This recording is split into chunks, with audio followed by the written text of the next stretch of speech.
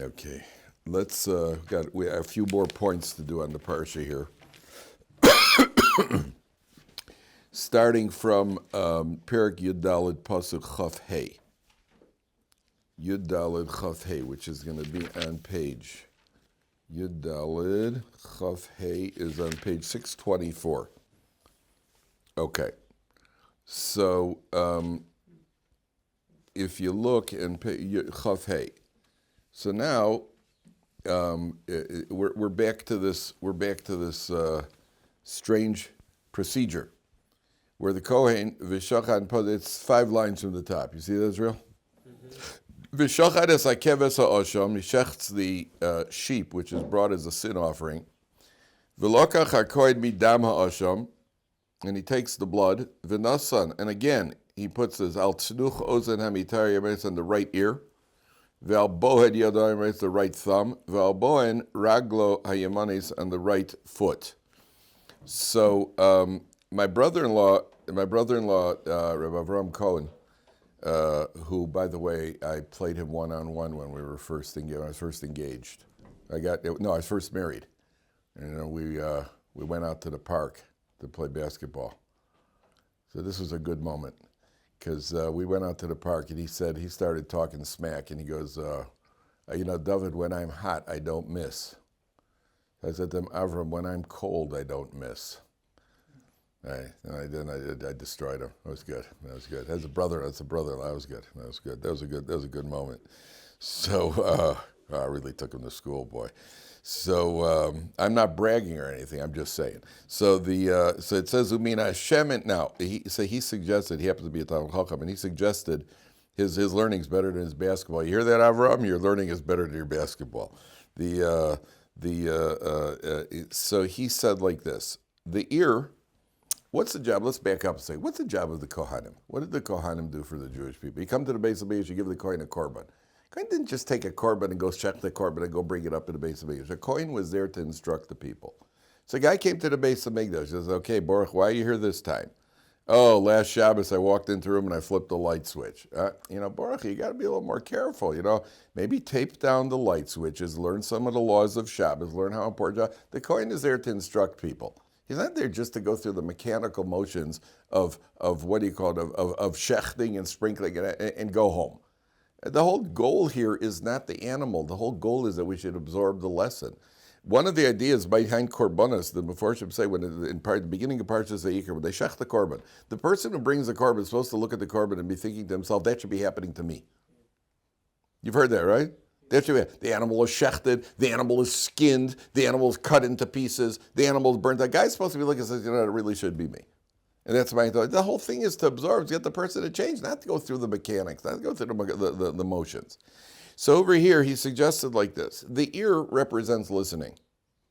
The ear represents listening. Very much what you said yesterday, Israel. The ear is, listen to the Kohen's instructions. Listen to what he's telling you, how to improve as a person. So you won't speak Lashon Hara. You won't be a Baal Gaiva. You won't flip light switch on Shabbos. Listen to the instructions. The thumb, which is on the hand, represents, and now that you've heard the instructions, take action. And the foot is called a regel. The word regel, is related to the Hebrew word hergel. Hergel means a habit. Not only do it, make it a habit. Not only do it. Listen, do, and then turn it into a habit. And in life, most things could be turned into a habit. What's the proof? Husbands. Because most guys who get married drop their clothes on the floor, their dirty clothes. After a short time of being married, like about 6 minutes, they learn to pick it up off the floor. And after 2 months of marriage, they're never dropping it on the floor. Why? It turned into a habit. So the Torah is telling you over here, there are 3 stages.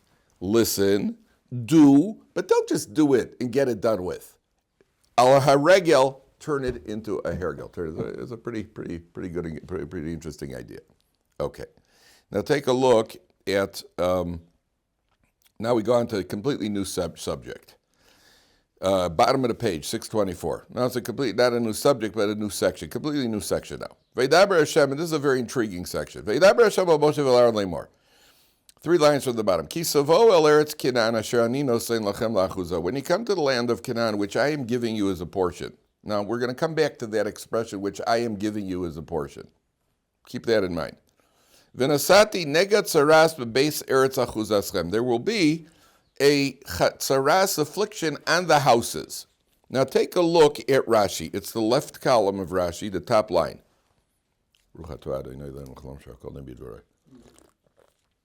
So Rashi says, Bisora hilahem. Hashem is giving, when he says, I will put a tzaras affliction on the houses. He's telling them information. He's giving them some news.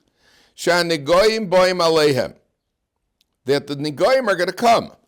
Well, I mean, that's a bit peculiar. Wait, what if I don't speak Lashon Hara?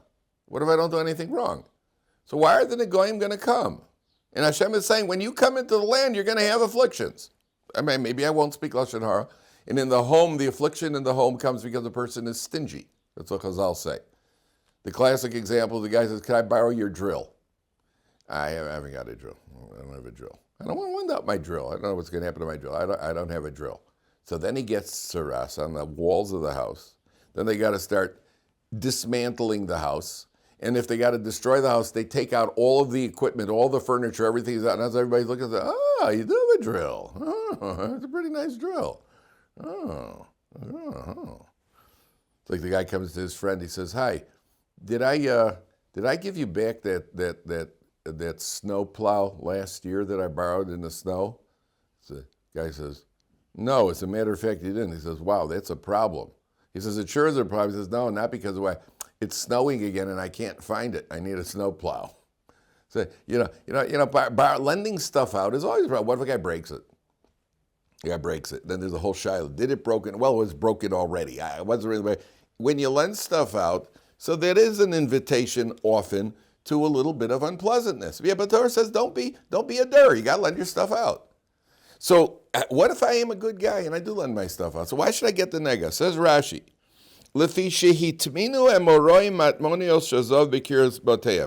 The Amoris, who the Jewish people are going to drive out and take over their homes, they hid treasures of gold in the walls of their houses. All those 40 years that Yisrael were in the Midbar, they hid these treasures of gold. Through the nega, he knocks down the house. And then when you knock down the house, all of a sudden you find the gold.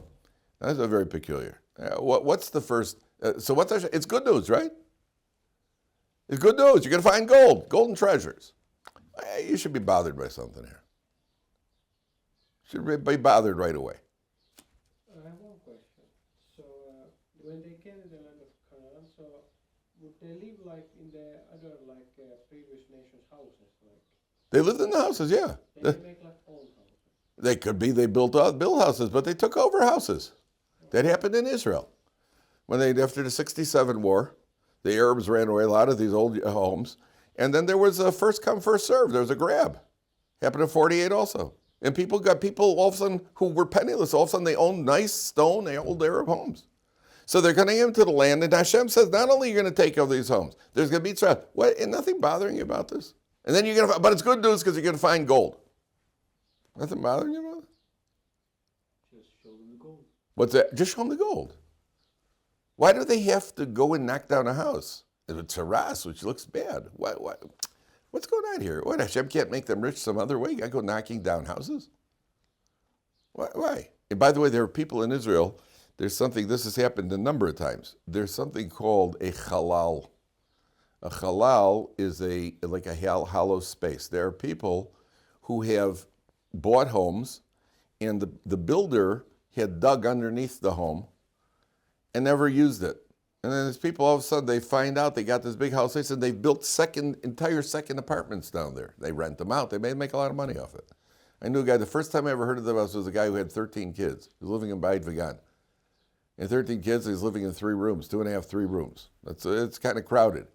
And one day, somehow, they discovered that underneath their house, the builder had left an entire vast space, which he turned into a couple of apartments. When you went for yourself, when you rent out. This has happened in Israel. This happens very frequently. And people will actually bring in experts to check what they're built on. Because there are people, sometimes you're built on bedrock. If you're built on bedrock, then it's a whole job to dig down and sometimes you're built on a very, very hollow space, and people have done that. So it's happened numerous times. There are people all of a sudden, it's a bonanza. They also they found they had but why does it have to happen over here? So there are several lessons here. The Meforshim talk about this. Why? It's the first thing is on a spiritual level. There are Meforshim that say that the Knainim, when they built their houses, they infused the houses with some sort of spirit of impurity because they devoted some section of the house, or when they built the house, they pronounced a name of an idol, or they devoted it to the idol, which infused it with an actual spirit of impurity. And if you live in that house when there's a spirit of impurity, then it's dangerous for you. So Hashem was doing a chesed, tell you, look, you take over the house, and now knock it down. You can't live in that house. And the way you're going to end up knocking it down is because there's going to be this whole procedure with the tzaras on the walls, even if you didn't do anything wrong. Your question is a good question, Baruch. I don't know if they did it to all, if it was all the houses, some of the houses. Some people probably found treasures without having to knock down the houses. Not clear exactly how it worked. I just saw a woman in Israel just won 16 million shekels in the I could get used to that. She won 16 million shekels. Kosh Baruch has a lot of ways. Kosh Baruch has a lot of ways to bring money to people. That's not a problem. Here specifically, the Meforshim say, number one, the lesson, it's practical. There's tumah in the house. There's a spirit of impurity. Got to knock it out. It's not good for you. If somebody says, well, I could give you this house, but everybody in this house died of tuberculosis. And I knock down the house. Let's start from scratch. We're not going into a house with tuberculosis. So this is a spiritual disease, number one. Number two, before I say, what if you're not 100% innocent? You got people who aren't 100% innocent. They got issues. They're not. In other words, this is extremely important. You could be very good in something, but you do have a flaw. You deserve to get rich, but you also deserve to get a little bit of a patch. It's not a contradiction. It's not all or nothing. This guy deserves to get rich. He also deserves. It's like a guy wins the lottery. Wow, wins $5 million, but his mother-in-law is the one who delivers the money to him. Right? You can't have complete joy. You have a little bit of a punishment, that sort of thing. Or the day he wins the lottery, his mother-in-law moves in for 2 weeks. To counterbalance the joy, because he deserves a little bit of a punishment. He deserves that sort of thing. So here, the Meforshim say that they have certain people who, on the one hand, they deserve to get rich. On the other hand, they're not perfect people. So they're the ones who their houses come down. I saw one of I think Rabbi Feinstein says, one of the other Meforshim says it was a way of saving embarrassment. Your house deserved to get knocked down. His house didn't deserve to knock down. But both get knocked down, and that saves you embarrassment. Nobody knows who's the one who had a tzaras issue. Who was the one who got it as a punishment, and who's the one who got it simply because to save other people embarrassment. And while you're at it, you'll get compensated because you find treasures. But there's I think the most important lesson for us. What's the most important lesson here? Guy Cohen comes in and he takes a look. The Torah describes what happened. The guy says to the Cohen, let's look at another pasuk. Ubo asher lo habayis, v'higid lakohen. The guy, bottom line, the guy who has the house comes to Cohen, lemor kinega nira liba boys. I have something in the house that looks like a nega. Kinega nira liba boys.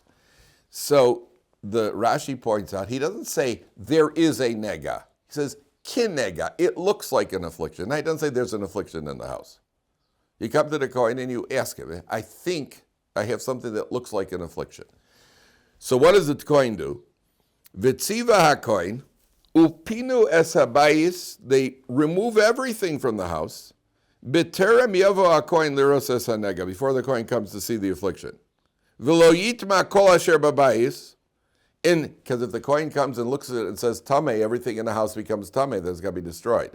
So first get everything out of the house, because the house hasn't been officially paskin tameh yet. Get the couch out, get the chairs out, get the drill out, and everybody's looking, oh, there's the drill. Oh, he does have a drill. Oh. And everybody's looking, everybody sees, okay, so it's embarrassing already. And then, don't make everything tameh. Ve'achar kein yavo ha'kohen lirosas habayis. Then the kohen comes. And the Torah goes on to describe the procedure. First, he takes out a stone, then they put it away, they close it. If it spreads, doesn't spread, stays there, and eventually they may get to the point where they got to knock down the whole house. That's what the Torah says. Okay, a couple of very important points here. First of all, look at Rashi. On 626, take a look at Rashi where it says, Velo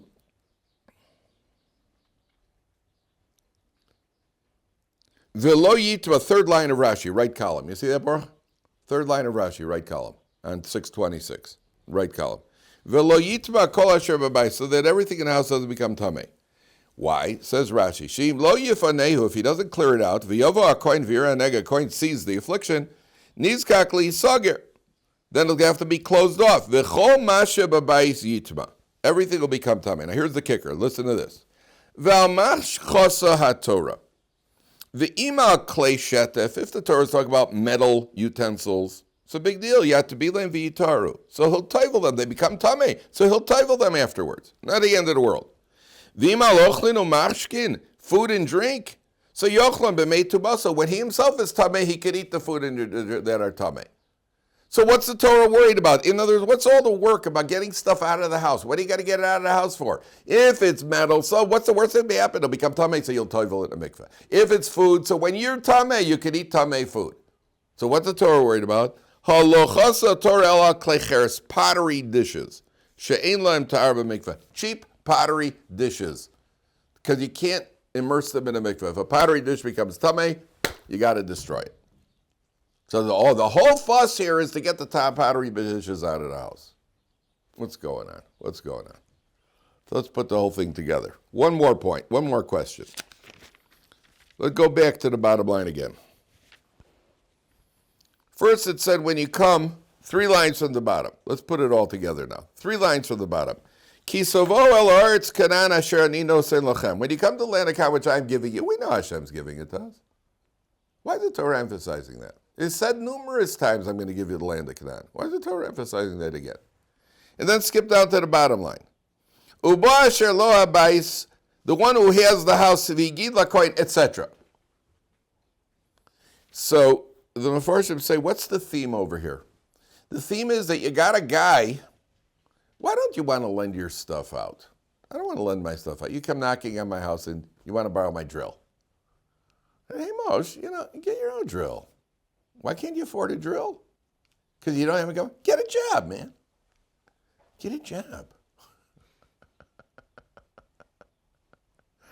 Well, you're a bum. What? I gotta work to get you my drill, and then worry about the. You'll lose a piece.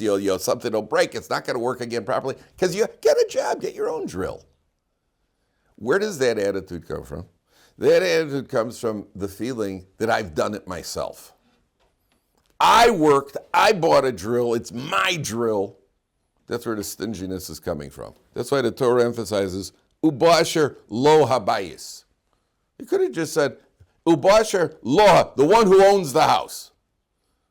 I'll get to you 1 second. Lo, that means the attitude is, it's my house. I built the house, it's my house, I earned it, I built it, I worked, I did that. That's a bad attitude. That's why you become stingy. And that's why it starts out, Hashem says, when you come to the land of Canaan, which I am giving you. Keep in mind that what you got, the land, the house, the life, the health, the wife, the children, whatever you got, it's because Hashem gave it to you. Then you won't be so stingy.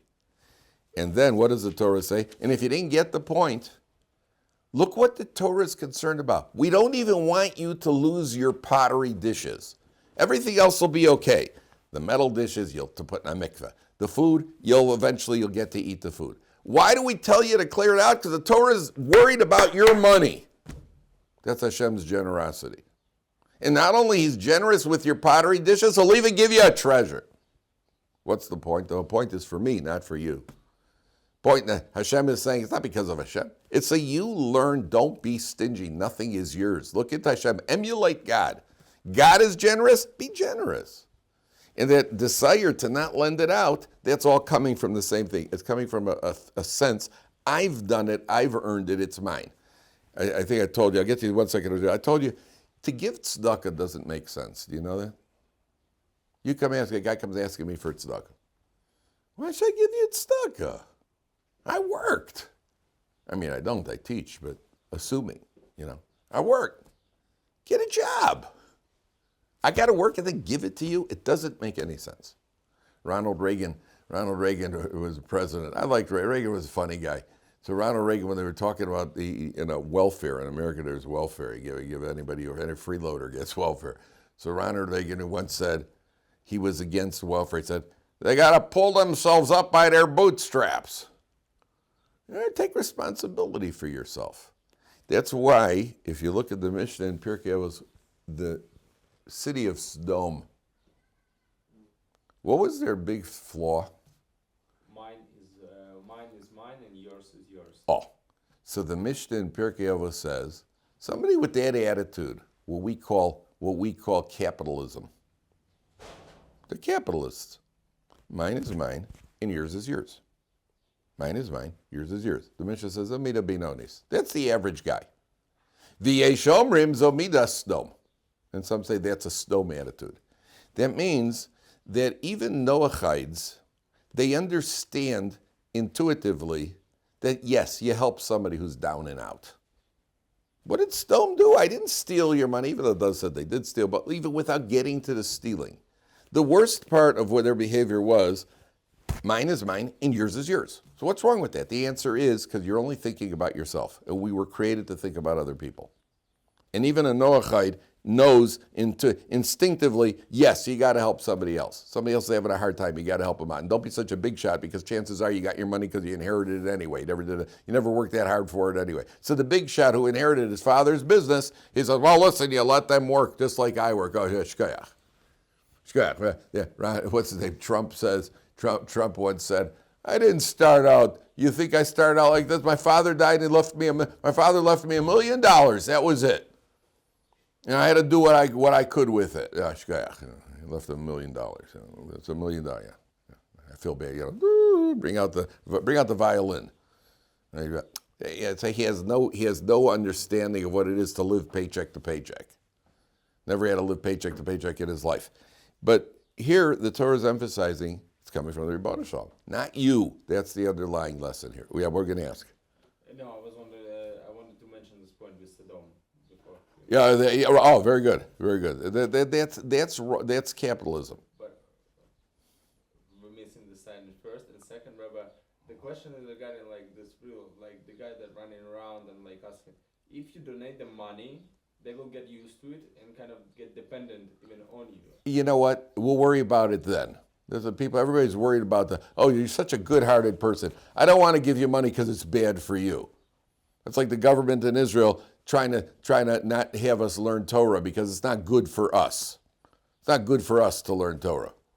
They're worried about us. That's why they're cutting the funding to the yeshivas, because they got to get us out into the workforce, because they're worried for us. Do me a favor. It says by Bilam, it says, Lo mi duvshech velo mi uktzech. You say to a bee, I don't want your honey and I don't want your sting. Don't do any favors, because ultimately the honey from a bee is a sting also. Oh, you're worried about me. All of a sudden you're just so worried about us. You're worried about our learning Torah. That's what you're worried about. The irony is, Rav Weinbach used to say, they always laugh at the people who learn in Kollel, they're a bunch of parasites, right? You're parasites. You're what do you call it? You're mooching off of the government and everything else. Where does the government get their money from?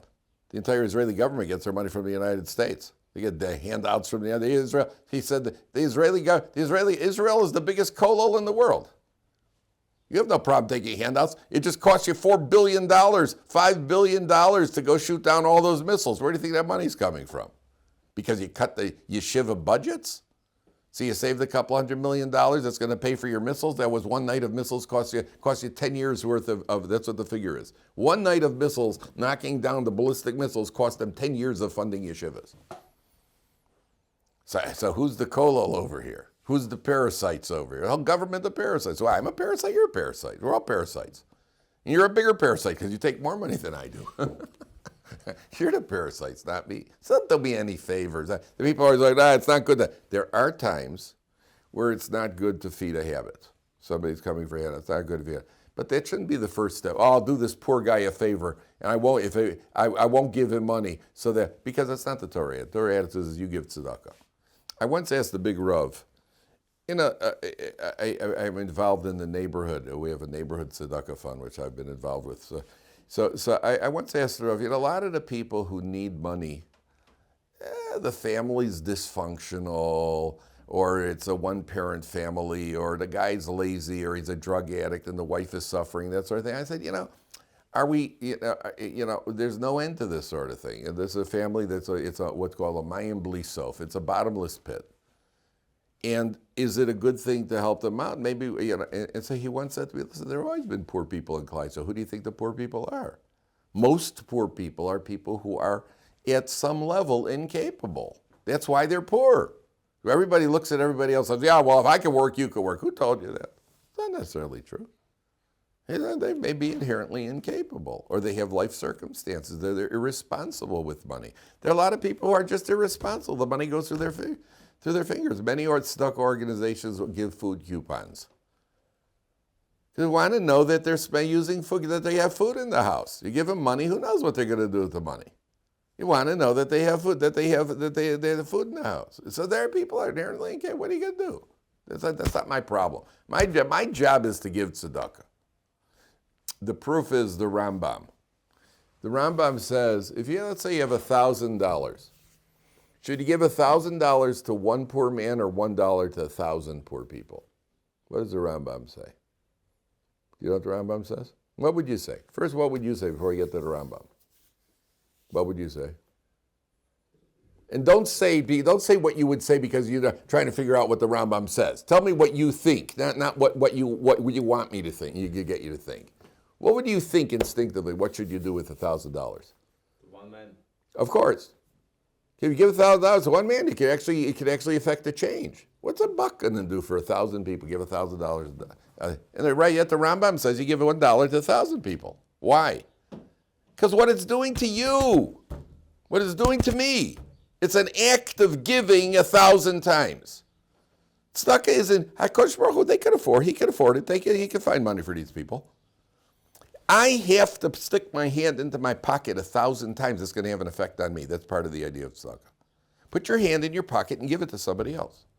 That's going to turn me into a giver. $1,000, you gave away $1,000. That's why a guy who's in a good mood, guy's in a good mood, and somebody knocks on his door, and it just happened that the stock market is up, or his team won, or something good happened. So he writes out a big fat check. That's not who he is. He just happened to be inspired at the moment. It's a mitzvah. It's terrific. You get a mitzvah, but that's not who you are. Who you are is 1,000 times, $1 1,000 times. That's who you are. That's you change as a person. You change. It has an effect on you. That's what the Torah wants. There's a bigger lesson here, though. There's still one bigger lesson in this whole section. You come into the land, you got tzaras, knock down your house, you find a treasure. What's the lesson? The lesson is that everything Hashem does is for the good. And sometimes we don't see it. And sometimes you don't see it for many, many years. And sometimes you may never see it clearly in this world. But we live with the faith that whatever a guy sees, oh, brother, can you believe it? I got tzaras on my walls. Oh, man. Right? And then the next thing you know, because you got tzaras, you're knocking down the wall. Next thing you know, you got a treasure. So what looked like the worst possible, a guy gets fired from his job. He's crushed. He gets fired from his job. What am I going to do for my family? How am I going to support them? Guy's just devastated. And then the next morning, a plane crashes into the office in the Twin Towers. The guy wasn't at work because he got fired the day before. Now what happened? Now what's your attitude? Oh, that's a little different. That's a little different. Right? Imagine what he would imagine for his boss. Like, you got it. Okay. Hopefully he won't be too nasty about it. But there are a million things like that in life. I've missed buses. You get to the bus. Yesterday I missed the train just as I got there. The train was pulling out. There have been times that I missed the bus. And because I missed the bus, a car friend pulls up and I get into a car and I forget to get there faster and more comfortable.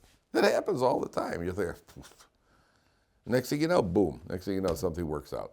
That's the lesson over here. That from something negative, something positive could come out. Okay. Take a look at Pasuk Pasuk Yud Lamed Vav. All right, that's the top pasuk on page 626. So over here again, the procedure is that the Kohen says, get everything out. The Kohen apparently, he sends a messenger ahead. A guy comes to the Kohen, and he says to the Kohen, Kinega nirali. So it could be the Kohen tells him, okay, get to the house, get back to the house, get everything out of the house. And then the Kohen comes, and the Kohen takes a look. So why does the Kohen come immediately? Why does he give him this chance? Okay, so the Torah says over here, give him a chance to get stuff out of the house so it won't become tummy. But the Mefarshim say that the Kohen wants to give the guy a chance to daven. You have a chance to daven. Between the time you've spoken to daven, that the tzaras should go away, daven that things should change. Daven, one way or another, daven. And the lesson here is, the Gemara says, the quote, La'olam yakdim adam Torah litzara, tefillah litzara. You should daven before trouble comes. A person should daven to stay healthy, not to get sick and then start davening. A person should daven, he should have parnasa, not lose a job and then start davening. A person should daven for a shidduch, not wait till he's struggling to find a shidduch. Should daven now for something down the line, because then it's a sincere davening. When a guy's got his arm is being twisted, of course he's going to daven. If a guy loses his job or a guy's got a sickness, of course he's going to daven. Daven now. That's a more important daven. Daven from a position, that's what we spoke about yesterday, daven from a position of strength. Not only that, the Gemara says, Bayis Ofel, a dark house. Let's say the Kohen walks into the house to check it, and it's kind of dark in the house. It's not a well lit up house. You don't open up the windows to check it. Whatever you could see it. If the Kohen sees it one way, because if there was more light, it would have looked like it's tameh, but because there's less light, so he says it's tahor, that's fine. That's perfect, because it goes down the mouth of the Kohen. But listen to the expression. Bayis Ofel.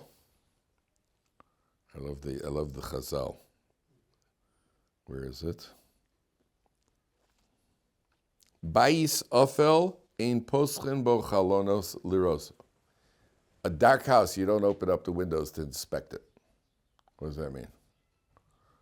That means, the plain meaning is what I told you. But it means is somebody who's humble. The Bayis Ofel, he's a dark, he doesn't shine too brightly. He's humble. He's what do you call it? What's a good word? There's another word for humble. He's what's that? Modest. He's humble. In Shemayim, they don't inspect him too meticulously.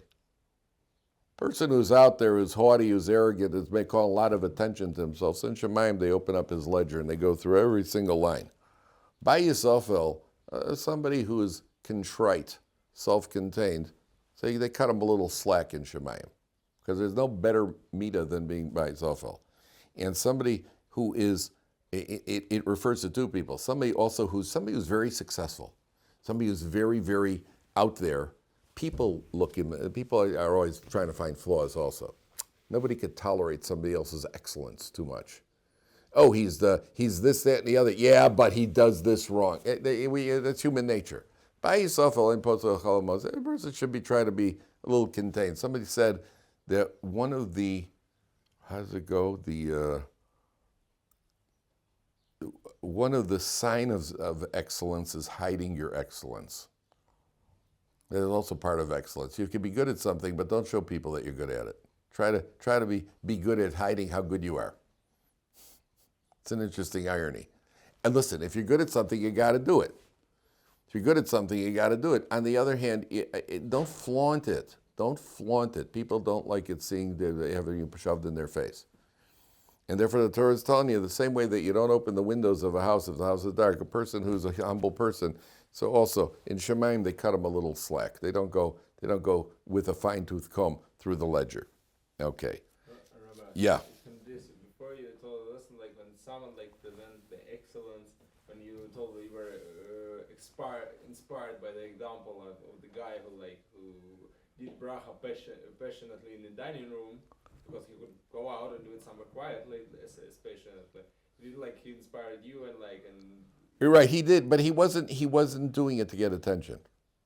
He wasn't. That's the whole difference. Like, Yeah, he was doing it very naturally. That's why the guy was. I told you once the story. But the guy was in the lunchroom here benching, and he used to bench out loud. In the beginning, I thought the guy was a little bit, a little bit exaggerated. After a while, I was thinking, oh, this guy's really got kavanah. He's davening nicely. He's benching nicely. I should do the same thing. I should do. Why not learn from him? So I went home and I tried putting a little bit more effort in my benching. I told you. Then I came to say I wanted to thank the guy one day. After watching him for a while, I wanted to thank him. I learned something from him. The day I came to thank him, he didn't show up, and I never saw him again. Never saw him again. Happens. There you go. So I don't know. I don't know if he was Eliyahu Navi or he just found a different yeshiva, and we probably the latter more than the former. But he wasn't trying. There's something you could tell. You could tell when somebody's doing something to get attention. You can tell when somebody's just doing it because he's doing it, and it happens, and you happen to notice it. I always tell the students, the easiest way to get noticed is by not trying to be noticed. If you try to be noticed, people notice that you're trying to be noticed. And the best way to get noticed is not get noticed. Right, don't hide in the corner. Just do your thing. Just do your thing without anybody, I'm not doing it. People could tell if you're doing it because you want, hey, everybody, look at me. Or if you're doing it because this is what I do. If you happen to see me, you happen to see me. That's what you call it. Wayne Gretzky. You've heard of Wayne Gretzky? You haven't heard of Wayne Gretzky? Where have you people been? You never heard of Wayne Gretzky? Ukraine, Rabbi. Oh, Baruch, you never heard of Wayne Gretzky? You're from Finland. You ice skate, don't you? Yeah, I heard about him. Yeah. You've heard of Wayne Gretzky. Whew. Most you never heard of Wayne Gretzky? Wayne Gretzky is, without a question, the best hockey player who ever lived. I had a guy from Canada. I was telling my son is an Israeli kid. We were talking about hockey. So I was trying to explain to him, because he was talking about Messi, the soccer player. Who's the best soccer player? Okay, so I was trying to explain to my son, these are important things, by the way. We were in the sukkah at the time. I was trying to explain to him that the equivalent of Messi, but even more in hockey, was Wayne Gretzky. So I was trying to explain to him. Then a guy from Canada, a student of mine from Montreal, who's hockey crazy, he came to the house. He was visiting on the sukkahs. And my son was sitting there. So I said to him, I'm not saying a name. Tell my son who is the best hockey player in history. And he looked at my son, he went like, obviously. He said, it's obvious. I mean, obviously, it was Wayne Gretzky. Obviously. He rewrote the record book. Babe Ruth you've heard of. Everybody's heard of Babe Ruth, right? What Babe Ruth was to baseball, Wayne Gretzky was to hockey. And so Wayne Gretzky was known, in his interviews, he almost never spoke about himself. Some of these guys, they'll give an interview and the guys just talk about, I did this and I scored this and I did this and I. Wayne Gretzky almost never spoke about himself. He was known as being, listen, I'm sure we don't know what's going on in his heart, but as far as athletes go, he was very self-effacing, as far as athletes go. So the Torah says it's not his fault he's good at it. It's not his fault he was good at it. It's not his fault that he was outstanding. But you don't have to then try to keep it contained a little bit. That's what the Torah is saying. Okay, one last point. In Pasuk Nun Zayin, skip all the way to Pasuk Nun Zayin. This is an important and interesting Torah concept. In Pasuk Nun Zayin, it says, page 620, Lahoros biyom hatame uviyom hator zos Torah satzoras. To instruct, to rule, on which day it is contaminated, which day it is purified. This is the law of the tzoras. So if you look at Rashi, it says, Lahoros eze yom etaro veze yom etamo. So I forgot the Chazal say that a Kohen is not allowed to rule in Tzoras until his Rebbe teaches him how to rule on Tzoras. That means you have to do what's called Shimush. Shimush means what we'd call in English to apprentice. You can't learn it by yourself. A Kohen can't read the halachas and then decide and he can't take a course online. You have to go around with another Kohen and you have to inspect it and he shows you. And there are certain areas of halacha which is called shimush. To get smicha, real smicha, the Torah's concept of smicha, they would have to do shimush. You have to study with a rabbi, with a posek, who's paskening shaylas. When you go to big poskim today, there's often a guy sitting there next to him with a table, like a student doctor, for example. And he's graduated in all hospitals, or many hospitals, there are students who go around with the doctors, right? The doctor goes around, and they're the students and they're watching how he does an examination, how he does this, how he does that. I once had an eye exam, and they had to dilate my pupils. I had and they're flashing this bright light into my eye. And he's checking my retina. And they're flashing, and it's very uncomfortable. They're flashing this light in my eye. And then there was a student doctor with him. And he said, here, look at this. And at a certain point, I realized that this was no longer part of the examination. They were using me as a guinea pig to teach this guy how to. At that point, I said, hey, listen, get that thing out of my eye, will you? Nobody asked what I thought. And I wasn't interested in having a bright light flash in my eye. But you don't want a doctor touching you if they haven't apprenticed. You don't want a guy reading a medical book and then starting to make decisions about you. You have to have hands-on experience. And that's what the Torah is telling you over here. Lahoros, b'yom ha'tamei v'yom ha'torah, that you got to go around with a posek, with a different coin in order to get in order to be able to paskin the tzeras. Okay. So Sunday we'll have a shir, Mitzvah Hashem. And then after Sunday, we're going to be off for Pesach. Okay.